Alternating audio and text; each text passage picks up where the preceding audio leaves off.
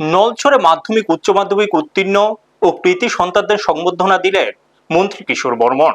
2047 সালের মধ্যে ভারতবর্ষকে বিকশিত ভারত হিসেবে গড়ে তোলার লক্ষ্যে নলছড় বিধানসভা এলাকাতেও একটি সুশিক্ষিত ও বিকশিত অঞ্চল হিসেবে প্রস্তুত করার আহ্বান জানালেন রাজ্যের মন্ত্রী তথা স্থানীয় বিধায়ক কিশোর বর্মন। নলছড়ের দুর্লভ নারায়ণ কমিউনিটি হলে আয়োজিত এক অনুষ্ঠানে তিনি 2026 সালের মাধ্যমিক ও উচ্চ মাধ্যমিক পরীক্ষার সফল ছাত্রছাত্রীদের সংবর্ধনা প্রদান করেন।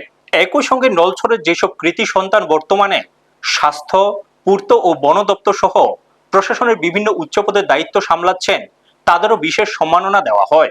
অনুষ্ঠানে সফল শিক্ষার্থীদের হাতে প্রশংসাপত্র ও স্কুল ব্যাগ তুলে দিয়ে উচ্চশিক্ষায় উৎসাহিত করেন মন্ত্রী।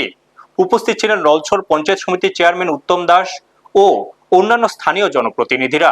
বিধায়ক জানান, নলছড় বিধানসভার মোট 5টি স্থানে এই ধরনের কর্মসূচির মাধ্যমে এলাকার সমস্ত উত্তীর্ণ শিক্ষার্থীদের সম্মানিত করা হবে।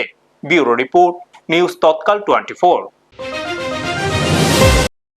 শুধুমাত্র আমাদের এই নলছড়কে যদি আমাদের ডেভেলপ করতে হয়, কিংবা আমাদের প্রধানমন্ত্রী আমাদের সবার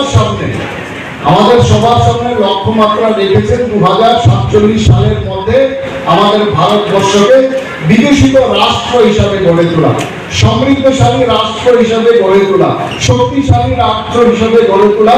সেটা শুধুমাত্র পরিকাঠামোগত নয়, সেটা শুধুমাত্র অর্থনৈতিক ভিত্তিতে নয়, সেটা শুধুমাত্র সামরিক ভিত্তিতে নয়, পরিকাঠামোগত, অর্থনৈতিক, সামরিক, সাংস্কৃতিক, আধ্যাত্মিক, বিজ্ঞান, প্রযুক্তি সমস্ত দিক থেকে যাতে আমাদের ভারতবর্ষ বিশ্বের মধ্যে সর্বশ্রেষ্ঠ রাষ্ট্র হিসেবে অলঙ্কৃত হয় তার জন্য লক্ষ্যমাত্রা রেখেছে।